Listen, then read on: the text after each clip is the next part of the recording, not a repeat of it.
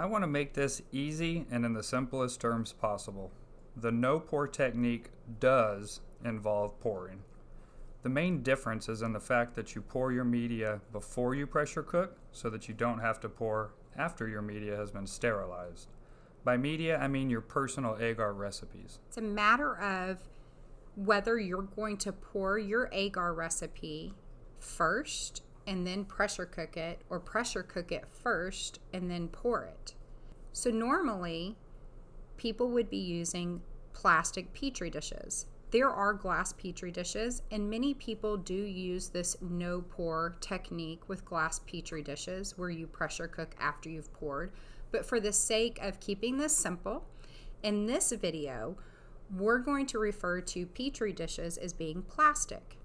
So like we shared in previous videos, when using petri dishes, which we love the convenience and the ease of petri dishes.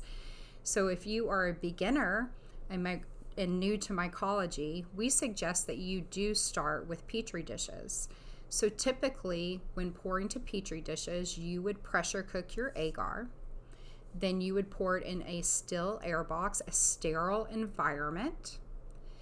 And you would not parafilm right after pouring so that there would be a slight airflow exchange to work out some of the condensation that you would most likely get on that dish. We recommend you just flip your dish upside down. After you transfer or clone, that's when you would parafilm your petri dish. So let's talk about the no pour technique in glass jars. The number one thing that we have found is the condensation. There is quite a bit of condensation within the glass jars. This may be different depending on where you live and your weather and your humidity. We've worked through this and we actually have not had any contamination, so it has not been a problem, but it has been a noticeable difference. Early on, we watched a video that gave a great tip on flipping the lid to your jar upside down to help reduce moisture, that this gives some airflow. However, we have not noticed a difference between flipping the lid and not flipping the lid when it comes to moisture. However, if you're going to flip your lid upside down, you definitely need to add foil before you pressure cook. Another suggestion is when you flip your lid, you don't have the pressure buildup. So when you go to open your no pour technique jars, there's pressure on them. And when you're trying to manage that within a still air box, you can fumble, you can rip your gloves, trying to use your nails to open the tight pressure of that lid. So that is a handy technique to flip the lid, so it's easy. However, you just need to make sure you're sterilizing that lid. We highly recommend that you use 4-ounce jars that are unquilted. Non-quilted jars are what you want so that you can easily see moisture and growth and what's happening within this dish or this jar. Again, petri dishes for beginners are wonderful because you can easily see through the plastic or the glass petri dish. A little bit more difficult with the jar. However, when you use the clear glass, the unquilted, you can simply turn it upside down when it begins to grow on your agar and use a flashlight to see that growth. You can even see the rhizomorphic through the glass jar. One other tip is that when you begin to pour your jars, there is a little center bump up on the bottom of the jar, so it doesn't sit as flat as maybe you think it does. So you might have to pour it a little bit thicker because your center layer will end up being a little bit thinner than the outside layer of agar. So when you do your clones or your transfers, you can just drop them right in the center. A helpful suggestion is after you've already done your no pour jars and you pull them out to use them for a clone or a transfer, is to just go ahead and take all the rings off before you slip them into your still air box. Just that extra step of dealing with the ring inside your box is just really unneeded and it adds more possible contamination. So just take your rings off before you put them in your still air box. We really want to take a minute to talk to you about pressure cooking. We've received a lot of comments, and we love the discussions that are happening between all of you within the comments about the pressure cooker.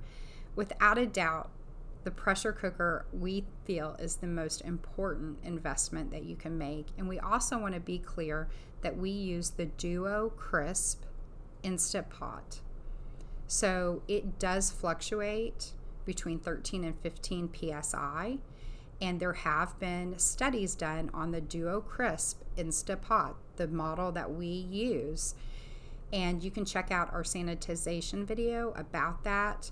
Another reason why we chose the Duo Crisp Instant Pot is it is also a dehydrator. So it really served us, and financially it made sense for us to invest in something that not only was the best pressure cooker that met those scientific requirements for mycology, but also serves as a dehydrator. The standard rule on agar recipes is typically 20 minutes at 15 psi. So we recommend that you pour all your jars, and if you flip your lids, we suggest that you put foil on top so no water gets in or out, and that you pressure cook that for 20 minutes at 15 psi. When you're finished with the pressure cooking, carefully remove all of your jars. Be careful not to slosh the agar up along the sides of the jar.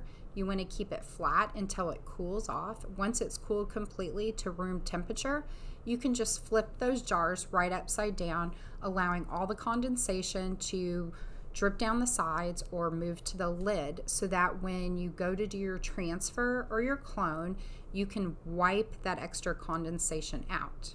We have saved so much money in just investing in jars, and we also use these same small jars for bird seed for our grain. Many of you have asked in the comments why we use small jars for grain, and the answer is to eliminate risk. We're spreading it out, especially when we've started something new and we want it to grow quickly, but we want to eliminate any contamination or risk. It's easier just to use a lot of small jars instead of putting all your eggs into one basket, all of your mycelium into one jar. But we do use all size jars for grain. We have small, medium, and large size jars for that. However, with the no pour technique, it's a great money saver with using these small jars that we already use on the bird seed. One last tip that we have for you is cleaning these jars. Yes, you can pressure cook them to clean them. So if you want to use our great technique for cleaning jars, what we do is fill up a bucket of soapy water, and as we are finished with whether it's a grain jar or an agar jar, we just dump it straight into a soapy bucket. Then we rinse it in hot water in the sink, and we just re-pressure cook everything.